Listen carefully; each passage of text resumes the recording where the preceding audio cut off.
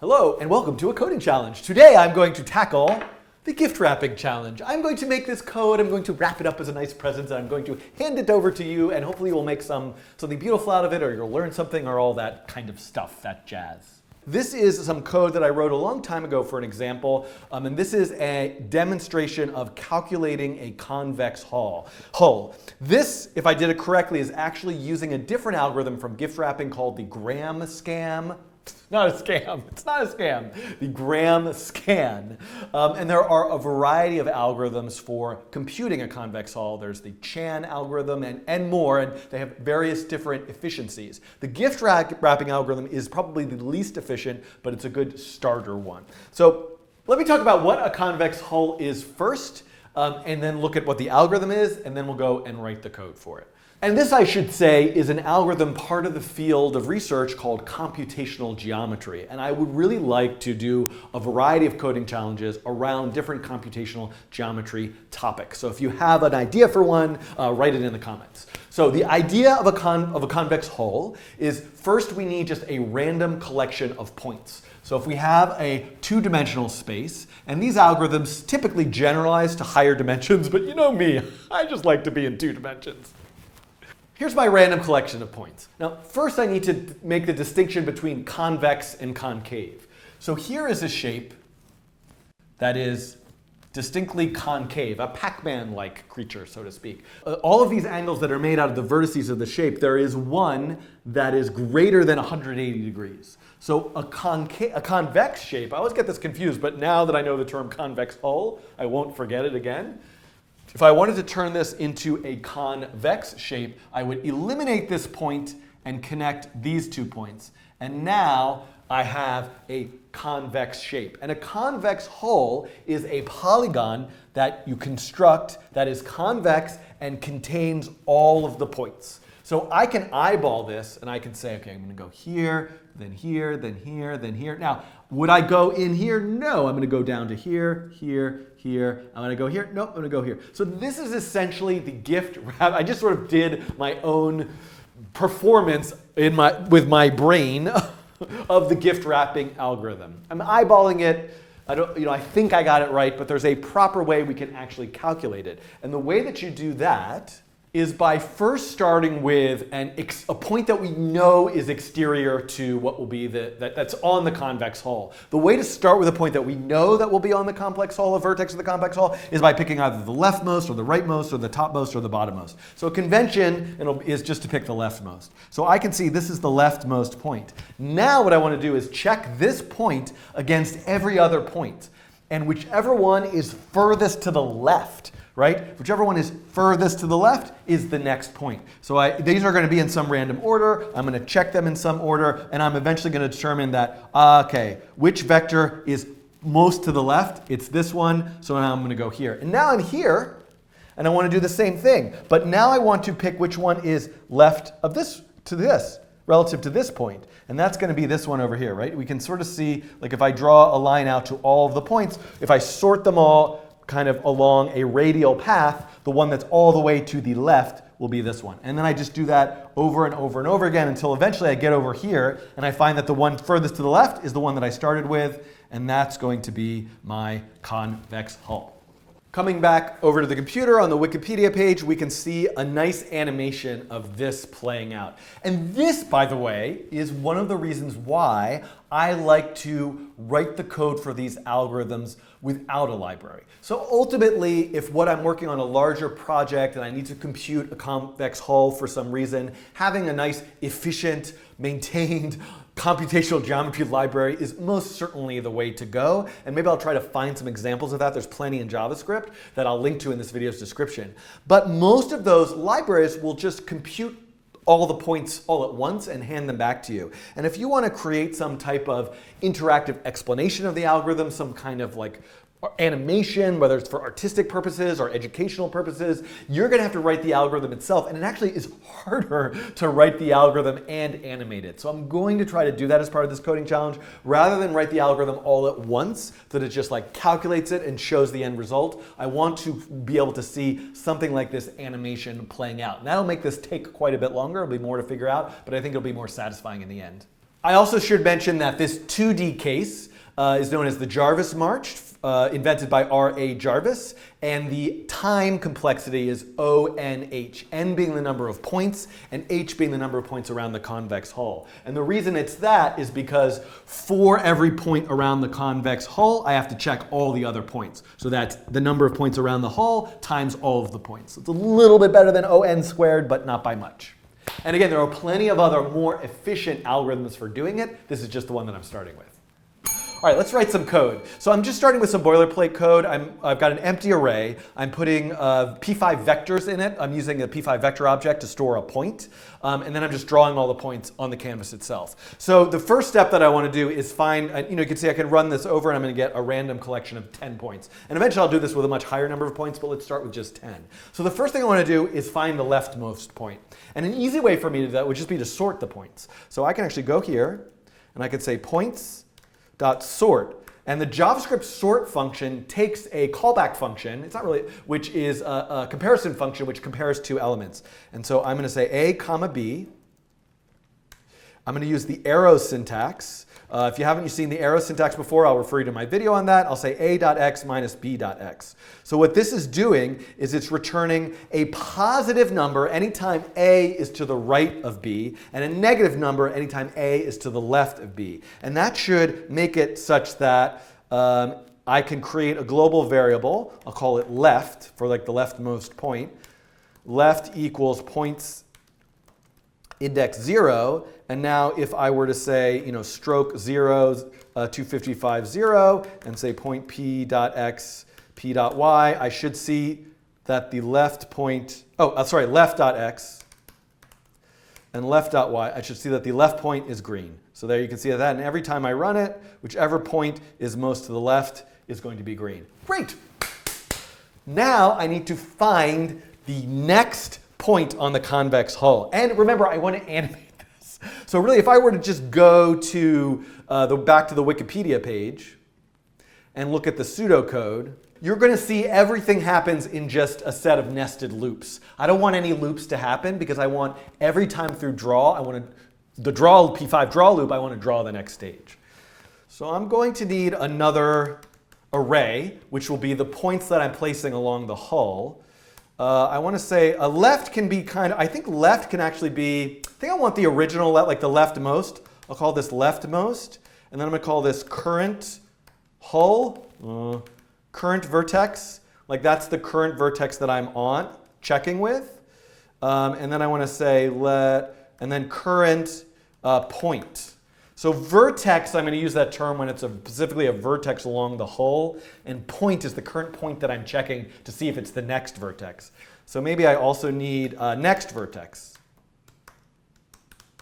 So I think these are what I need, and so leftmost is just going to be this. Is this, and that's also the current vertex is going to start as the leftmost. And then actually the current point is really an index. So let me call that index. And this is next vertex. And index is going to start at 0. And this is leftmost. We can make the leftmost point a little bigger. Okay. Let's also do current vertex as blue. So we don't see the green one anymore because the current vertex, and I should make these brighter. So let's just do that. The current vertex is now being drawn over the leftmost vertex. So I'm going to make a guess that the next vertex is just points index 1. Okay? I'm going to make a guess when I'm starting that the next vertex is whatever happens to be the next point in the array. It could be by coincidence, but it's probably not going to be. And then actually the one that I want to check is then at 2. So the leftmost point is 0. The one that I'm guessing is going to be the next point is at 1. And then I got to start comparing everything at 2. So let's draw, just for the sake of argument here, I want to draw a line from current vertex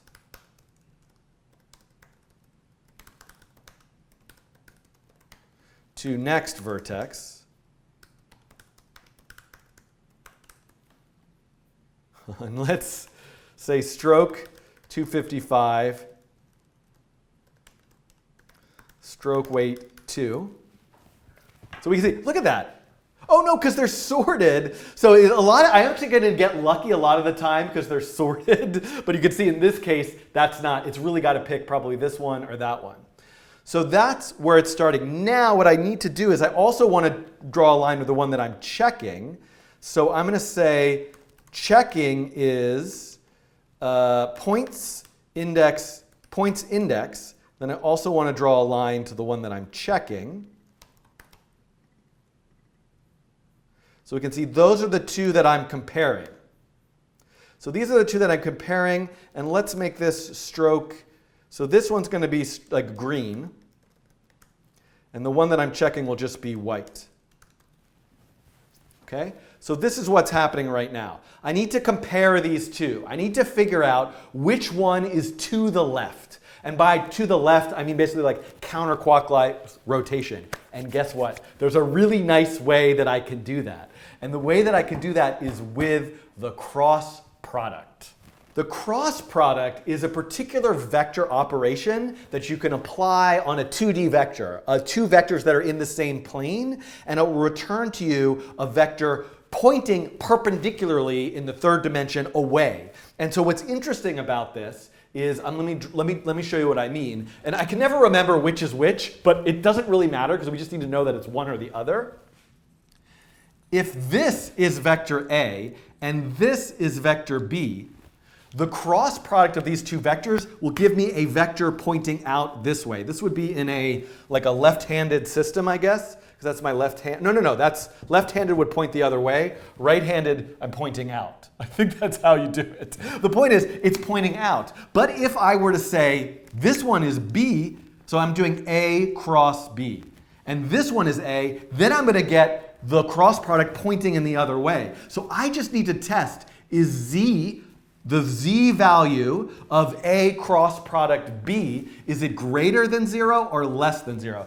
If, by the way, they were collinear or along the same path, you'll get 0. And we're just going to assume for this case that when I'm picking random points, none of them are going to be collinear. They'll probably sort of work out anyway. But so if B is to the left of A, if Z is less than 0, it's to the right of A if Z is greater than 0, or the other way around. But I'll just test it. And it's flipped anyway in a computer graphics system. So it'll work itself out. Let's go try that. So let's write the code for that. So what I need is I need those two vectors. So A is a vector that points, so I can use the subtraction function because I can point from the next vertex, what is currently the next vertex, to the current vertex. That'll be vector A. And then B will be pointing from the what I'm checking to the current vertex, right? And then on the cross product is A dot cross B. So I can implement the math for the cross product, but it's actually just there in the P5 library for me. And then I just want to say if cross is greater than 0, then probably something like next vertex. So let me not do anything right now. Let's just see. Let's just console log the cross product. So let's see. We got, cross.z, the z component. So we got a negative, oh, come on, give me something more obvious. All right, so we got a negative number. So the one that I'm checking is white. The one that it currently thinks is green. So is that right? Current one is green. So if it's less than 0, then that's to the left. So if cross.z is less than 0, then next vertex should actually be the one that I'm checking. And then I just want to say index equals index plus 1. There we go. Now, of course, so you can see that as it goes through, it's always going to find the correct one. It's checking them all. Let's make a lot of points. So it takes longer. Ooh, that was weird. Why did that mess up? It found it like instantly, but it's checking them all. It's going to find it pretty close because they're sorted. But I think it's doing it correctly now. Something that I want to add that I think will just make this a little visually easier to follow is let me make a little variable called buffer. And I'm going to say pick a point between buffer and width minus buffer, and the height also between buffer and height minus buffer. And let's make that buffer even bigger. So now the points won't get picked super close to the edge. So clearly I need an exit condition. So I'm going to say if index equals points.length, that means I've gotten to the end of the array. Let me at least say no loop here. So I'm going to just stop it from animating once it gets to the end. And let me just go back to many fewer points. Just go back to 20. We'll do that pretty quickly. And so what should happen is hull should get the next vertex. Did I put the current vertex into, so hull should get the current vertex. So now there are 2 points in the hull. The current vertex should equal next vertex. And then I need to reset index back to something. So let's also now add something where I draw the hull. So I'm going to say begin shape, stroke, let's have the hull be blue. Begin shape, I'm going to draw a let P of hull, and I'm going to draw all the hull points. End shape, and I'm not going to say close, but I am going to give it a really light fill. So I'm going to say fill, also have it be blue, but with a lot of alpha. Then I need to add vertex, and I don't think I'm going to see the hull yet because I've only drawn 2 points so far, and I've stopped the loop from looping. So let's see what happens. What if I just reset index back to 0 and turn off no loop?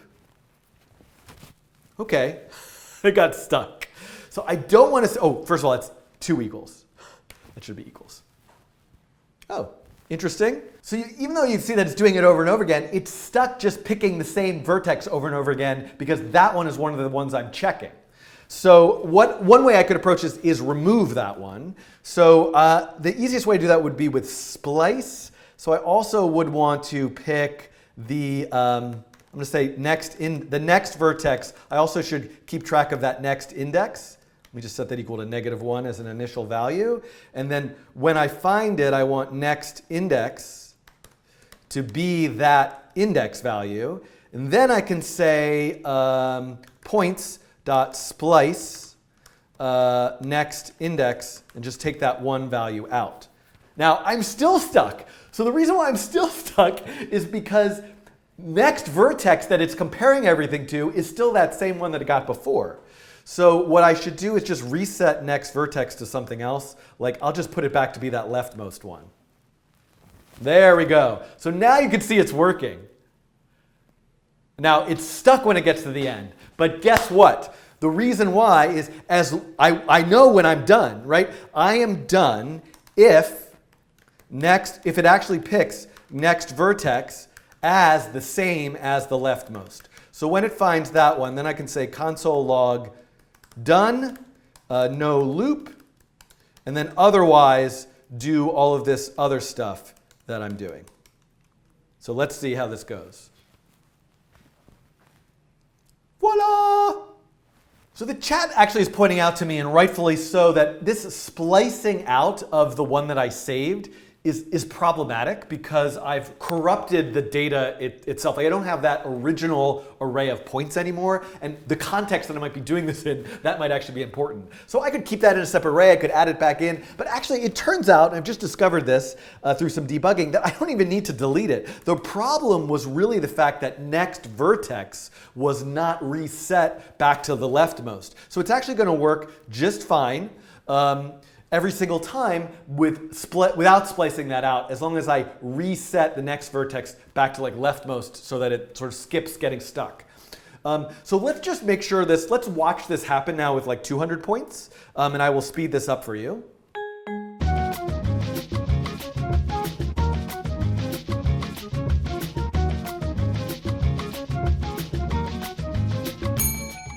Okay, we can see that it's done and it looks correct. I'm pretty sure I did this correctly because it seems to be working. Of course, this is less efficient because I'm checking extra points that I don't need to check because they're already part of the convex hull array. So I could add something to check to skip those, but this isn't even the most efficient algorithm in the first place. I just want to get this idea to work. So you can see that it doesn't actually connect at the end because I don't have close as one of the in end shape, so I could add that in. Let me just put that in for you. You'll see what this does differently. All right, so you can see what it's doing now. It is always closing the shape with whatever the latest vertex is. But really, while I have implemented this and gotten this working, I have not picked nice colors or been really thoughtful about the stroke weight or how this takes a very long time to animate. So it's nice that I'm kind of animating every single possibility. But I think you could probably make something pretty interesting out of this by changing the way you draw it or thinking about how you might make this interactive, or maybe the user can add points. There's a lot of possibilities, but this will be a nice building block, a foundation to hopefully do more computational geometry coding challenges. In particular, eventually I want to build a triangulation around all these points and then figure out how to make a Delaunay triangulation, which has to do with a way of having all the triangles, the circle that fits any given triangle doesn't include any other points. It's known as a circumcircle. So I think I will come back and do a coding challenge just to do the circle that fits any given triangle. That's a pretty quick thing that I can show you. But there's a lot more to come with this. Make your own version of this. Share it with me. Go to thecodingtrain.com to the page with this coding challenge, and there's instructions there of how to share your version of this. Maybe you could make this, tie this to sound or something else that I can't even possibly imagine now. I look forward to seeing what you make. And also you might want to investigate one of the other algorithms, in particular the gram scan algorithm. Maybe I'll come back and actually just do that as a video also. But if you make a version of that, please submit that as well. Okay, thanks for watching. See you soon.